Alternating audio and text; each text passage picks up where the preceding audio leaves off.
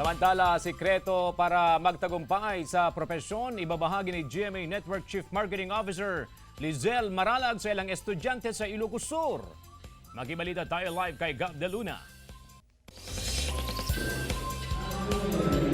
Gab, good morning!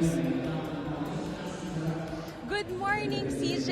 Ilang sandali pa bago ang gaganaping GMA Masterclass The Icon Series, pero dagsa ng mga estudyante ng Ilocos Sur Polytechnic State College Main Campus dito sa Candon City, Ilocos Sur.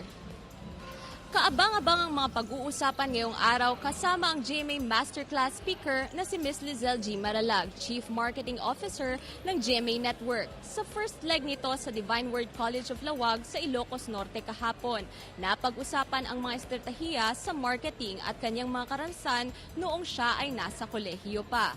Pinakaabangan naman ang mga ibabahagi niya ngayong araw na tiyak kapupulutan ng aral ng mga estudyante mula sa iba't ibang kurso.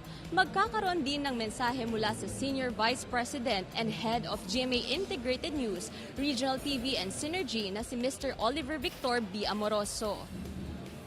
Samantala, CJ, maya-maya pa ay mag-uumpisa na ang award-winning at pinakaabangang GMA Masterclass The Icon Series. Sa katunayan nga ay kinamusta natin yung mga estudyante at excited na nga raw silang matuto at magtanong sa speaker natin ngayong araw. Yan muna ang latest dito sa Ilocos Sur. Balik sa iyo, CJ. Maraming salamat, Gab De Luna.